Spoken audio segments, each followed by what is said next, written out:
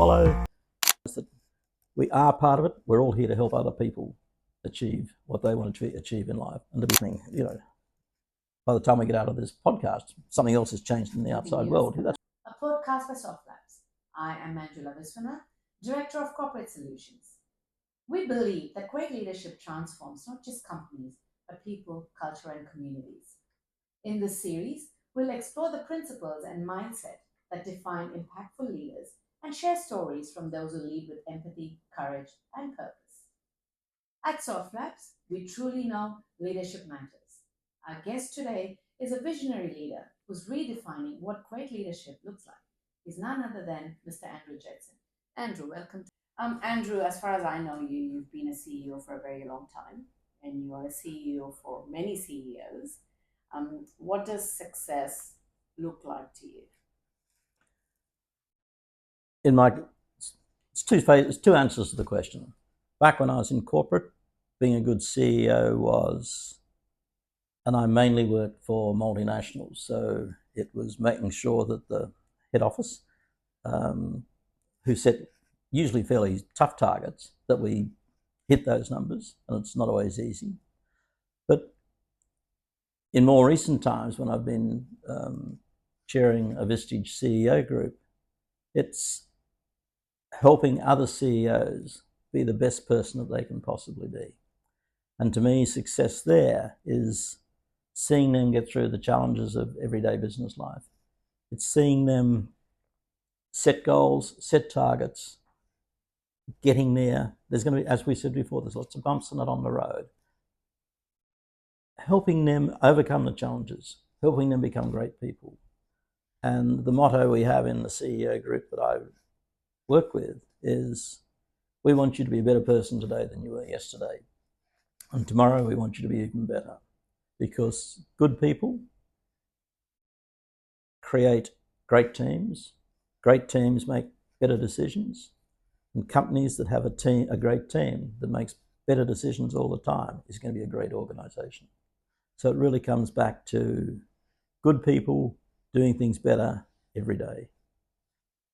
That's what success is all about. That's how you gauge success, is by getting the right people on board.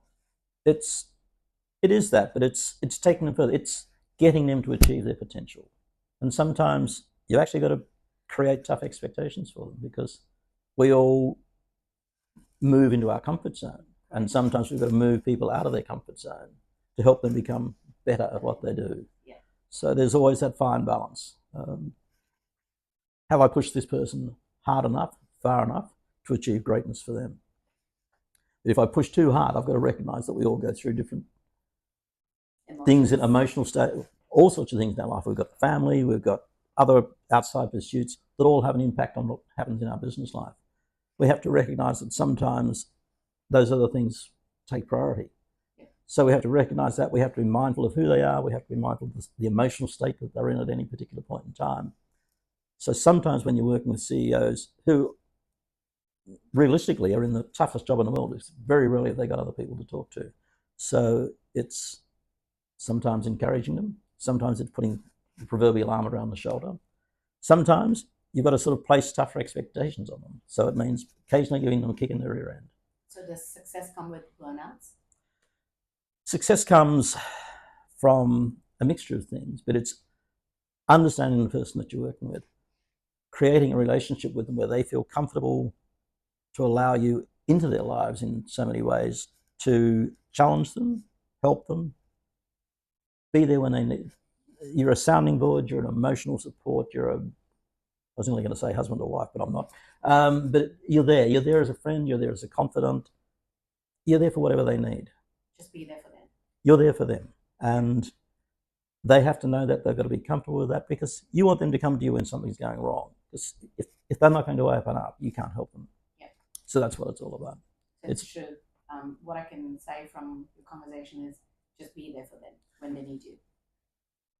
Yes, but we need to take it just one step further, because we also need to be pushing them to be better. Yes. Constantly striving to be better is also.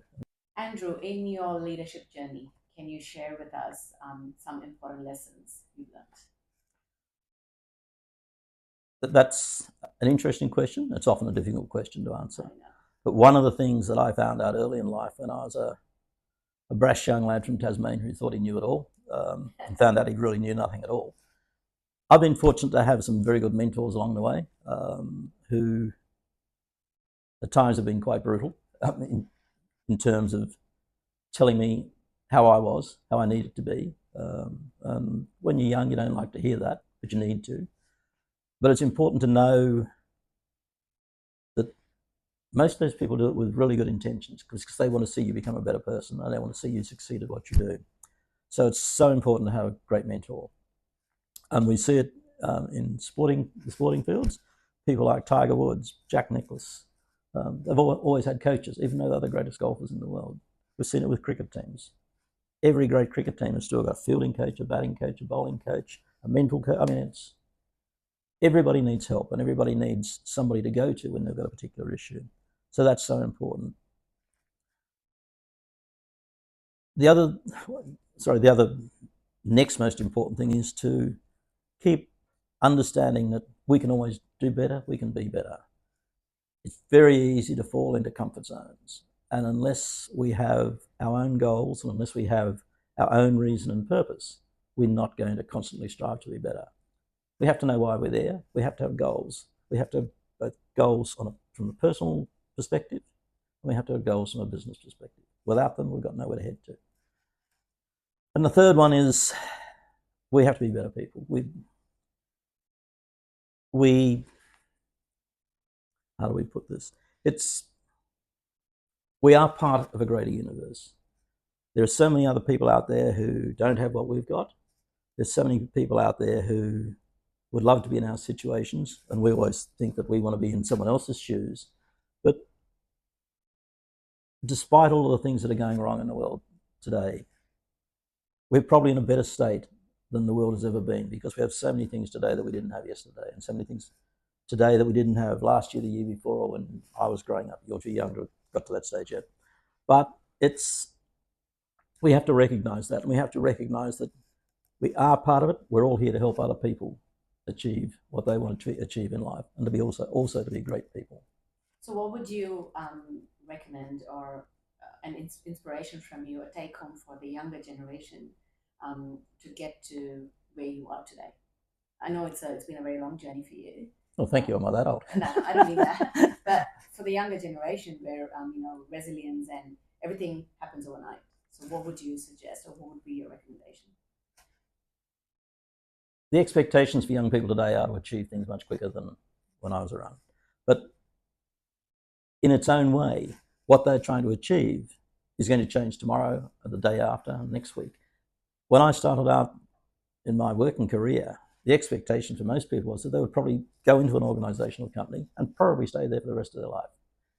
That's changed. The average person is probably going to have 5 or 6 work role changes during their lifetime, during their working life. You have to be open to change. You have to be open to continuous learning. You have to be open to be a better person because unless you have all of those, you're not going to be able to keep up. Technically, you're going to fall behind. The world is going to go straight past you. And unless you have the people skills to be able to stay afloat within all of that, you're going to drown. So change happens in every generation. It happens quicker, but the world is quicker. Humans adapt because despite all of the things and all of the catastrophic things that people say is going to happen to the world, people have been adapting for a long while. Many centuries. And will continue to do so. We have to recognise that we are who we are. We're there at a particular time. We will adapt as long as we want to adapt and we want to be a great person within that time. So change is consistent, is what you're saying? Change is consistent. It's consistently faster. But we as people are adapting a lot faster. Our rate of learning is a lot faster than it was. Yeah. Technology is happening, by the time we get out of this podcast, something else has changed in the outside world. That's right. We have to recognise that. If we're open to it, if we're alert to it, that's what we need to be. But nothing that happens out there stops us from being a good person. So true. Leadership isn't just about titles or results. It's about the impact you have on people and the legacy you leave behind. Thank you so much for listening, and we'll see you in the next episode of Leadership Matters.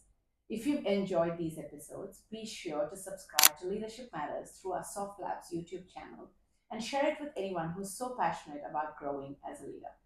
Mr. Andrew Jetson, thank you so much for your valuable experience, your time, and your knowledge you've shared with us. And I hope you enjoyed our first podcast through SoftLabs. Thank you so much.